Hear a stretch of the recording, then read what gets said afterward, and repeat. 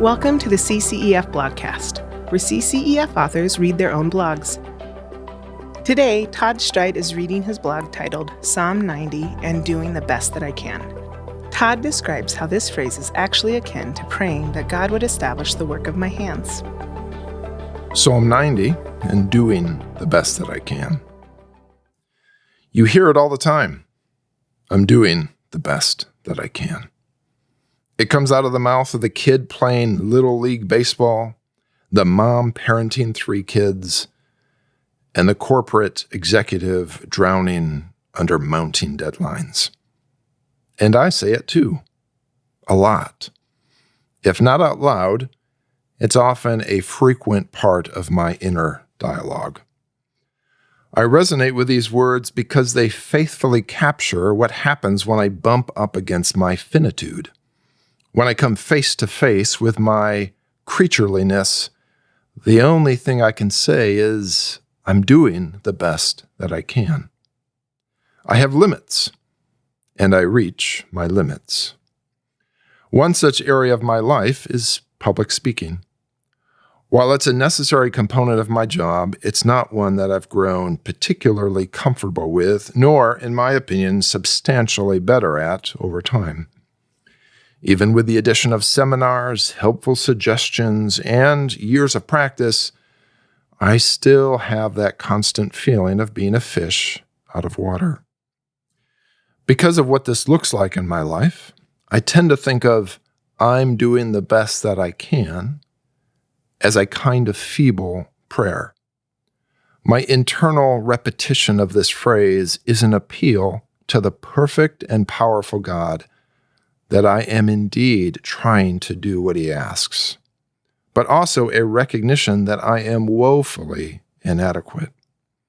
This is where Psalm 90 comes in for me. It doesn't explain away the realities of my limitations, but neither does it tell me that I should be ashamed or crushed by them.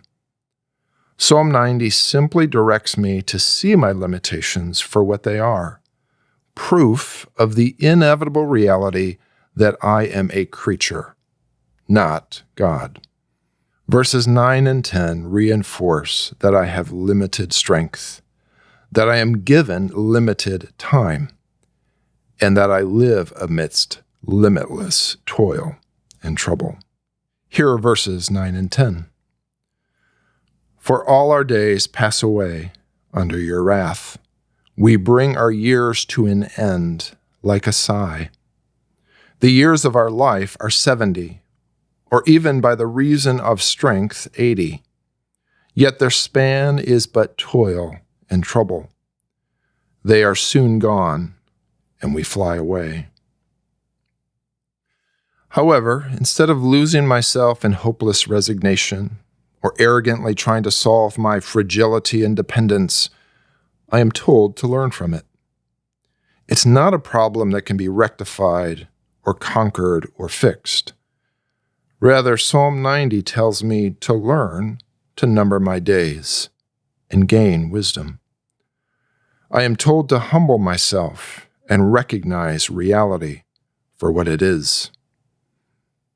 Verse 12 says this, So teach us to number our days, that we may get a heart of wisdom. Psalm 90 pushes me to learn God's economy. Like the psalmist, I'm supposed to have a conflicted relationship with my finitude. I'm supposed to acknowledge and feel the discomfort of being mortal and having limited control. But though I'm at the mercy of a broken and fallen world, there is also hope and power and reliance on a God who calls us his own, who is for us and with us. Psalm 90, verse 17 states this, Let the favor of our Lord our God be upon us, and establish the work of our hands upon us. Yes, establish the work of our hands. My stability, security, and well-being are not secured by my own efforts, but by the efforts of my Lord and God, Jesus Christ. The reason any of my works are established and I can have any confidence in the future is that I am bound to the one who controls the future. In the Lord, my labor is not in vain. My identity, my work, and my purposes are not futile. Psalm 90 does not say I need to hide from my limitations and vulnerabilities or buffer myself with my own abilities and power. Rather, it tells me to look my mortality and finitude straight in the eye and gain a heart of wisdom as I lean into the Lord's compassion and unfailing love. This amounts to a radical confrontation with my fragility and an affirmation of God's sovereign power and steadfast love. So where do we go from here? For many of us, doing the best I can is going to be akin to praying, "Establish the work of my hands." Doing the best we can is a simple yet poignant prayer of dependence and, at times, desperation.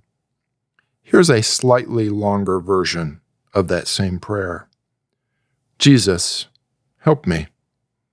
I'm not ready for this, but you have put this in front of me. I am not adequate for this, but you are with me. I'm not sure of the outcome, but I will do the best I can. Have mercy on me and establish the works of my hands. Amen. Thank you for listening to this episode of the CCEF Blogcast. For more resources, including videos, books, podcasts, and articles, visit ccef.org. Today's fun fact is about David Powelson's book, Safe and Sound. Did you know that in the last months of his life, David recorded multiple sit-down conversations about spiritual warfare in order to flesh out the content of this book?